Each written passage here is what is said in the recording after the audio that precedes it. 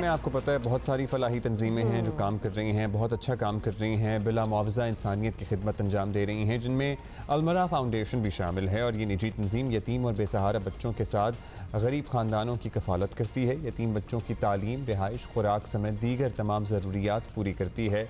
ये फाउंडेशन है और इसने यतीम बच्चों की कफ़ालत और परवरिश के साथ साथ अपना घर समेत कई दीगर फलाही मंसूबे शुरू कर रखे हैं। सोफिया वड़ाइच साहिबा ने हमें ज्वाइन किया है, अलमरा फाउंडेशन को रिप्रेजेंट कर रही हैं। Sophia, thank you so much for taking out the time. ये बताइएगा कि ये हर ऐसा फलाही इदारा होता है, उसकी एक बेस लाइन होती है, किसी वजह से शुरू हुआ होता है। इसकी बैकग्राउंड बता दें कि how did this come about. अस्सलाम वालेकुम जी। इसकी बैकग्राउंड ये है कि मेरे वालिद साहब से बेसिकली मुझे ये काम विरासत में मिला है। और मुझे याद है कि हमेशा से जब से मैंने होश संभाला अपने वालिद साहब को लोगों की खिदमत करते देखा। वो हर रोज़ सुबह उठ के अपने हाथ से लंगर बनाते थे और लाहौर में जो सड़कों पे लोग, बेसहारा लोग, जो मज़दूर सो रहे होते हैं, उनको अपने हाथ से नाश्ता करवाते थे और ये उनकी डेली की रूटीन थी। और ये 1995 से तो मुझे बाकायदा तौर पे याद है कि डेली बेसिस पे ये हुआ करता था और इसमें कोई ब्रेक नहीं होती थी।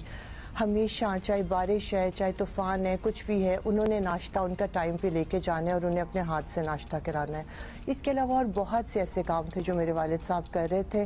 और 2009 में मेरे वालिद साहब का इंतकाल हो गया और मैं, क्योंकि उनकी इकलौती औलाद हूँ, तो मुझे और मेरे हस्बैंड महबूब को लगा कि हमें इस काम को आगे लेके चलना है। तो इस तरह से ये सिलसिला शुरू हुआ। तो अब आपने जब सोच लिया कि इस काम को आगे लेकर चलना है, कुछ बातें तो हमने भी बताई कि आप किस तरह से एक्सपैंड कर चुके हैं, क्या क्या एरियाज़ हैं जिन पे आप फोकस किए हुए हैं? ज़ाहिर है कोई एक फलाही तंजीम सारे काम नहीं कर सकती। What is your area of focus? बिल्कुल, हमारा बेसिकली जी ये जो मेरे वालिद साहब ने स्टार्ट किया था फीड द हंग्री प्रोग्राम, जो आज तक चल रहा है। आज भी अल्हम्दुलिल्लाह डेली बेसिस पे हमारे घर से रोज़ाना सुबह 700 साढ़े 700 लोगों का लंगर जाता है। इसके अलावा हम लोगों का जो मेन फोकस है, जो मैंने 2 साल पहले शुरू किया, मैंने और मेरे हस्बैंड ने अपना घर बनाया, यतीम और बेसहारा बच्चों के लिए अपना घर, जिनका इस दुनिया में कोई नहीं है।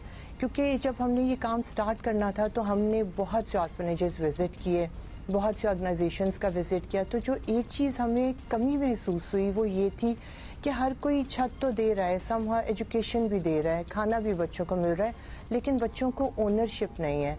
बच्चों को वो यकीन, वो मान, वो एक जो कॉन्फिडेंस होता है ना वालिदैन के होते हुए, वो नहीं मिल रहा। तो हमने ये डिसाइड किया कि हमने अपना घर देना है, उन बच्चों को वालिदैन का प्यार देना है। और हमारे पास जो बच्चे हैं वो मुझे मामा कहते हैं और मेरे हस्बैंड को पापा कहते हैं।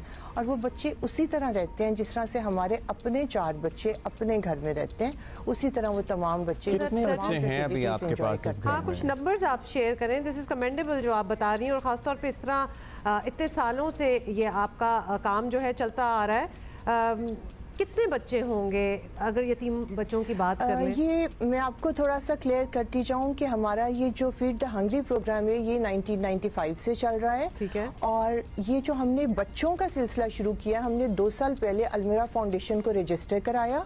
इससे पहले जो काम कर रहे थे वो खुद से हम लोग एज फैमिली कर रहे थे, लेकिन 2 ईयर्स पहले हमने अलमरा फाउंडेशन को रजिस्टर कराया और फिर हमने इन बच्चों के लिए अपने घर बनाए। ये जो अपना घर का काम है ये 2 साल पहले स्टार्ट हुआ है और इस वक्त हमारे पास 2 साल में 220 बच्चे हैं, जिनमें से हमारे पास बेटे भी हैं, हमारे पास बेटियां भी हैं और कुछ क्रिश्चियन बच्चों को भी हमने अडॉप्ट किया है और हम उनके भी वालिदैन हैं।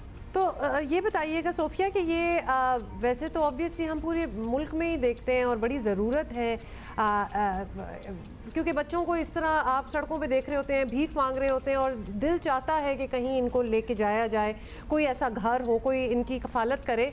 तो बच्चे क्या खुद आपकी तरफ आते हैं, कुछ फैमिली मेम्बर्स छोड़ के जाते हैं, आप लोग खुद स्पॉट करते हैं, ये किस तरह, हाउ डज इट वर्क? ये डिफरेंट तरीक़ों से बच्चे आते हैं। कुछ बच्चों के बारे में जब हमें पता चलता है कि वो ठीक हालत में नहीं है, उनके वालिदैन नहीं रहे, रिश्तेदार अच्छा सलूक नहीं कर रहे, तो हम जाते हैं उन बच्चों के जो इर्द गिर्द के लोग हैं, हम उनसे जाके बच्चों को अडॉप्ट करते हैं।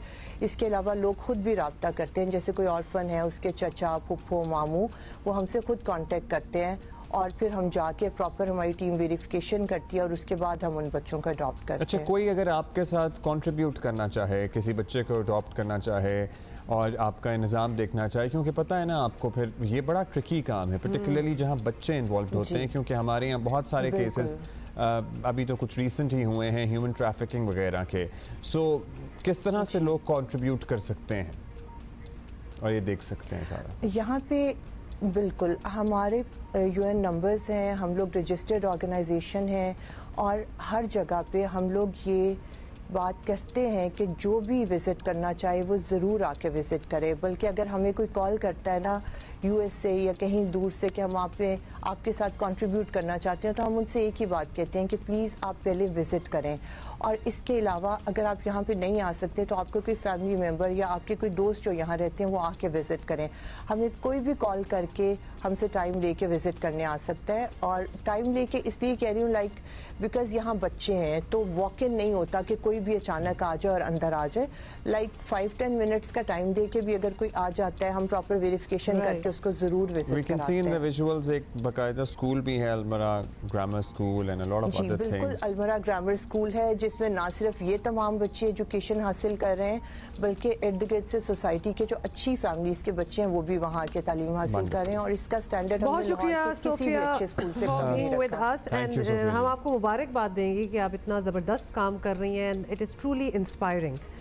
Thank you so much for being with us.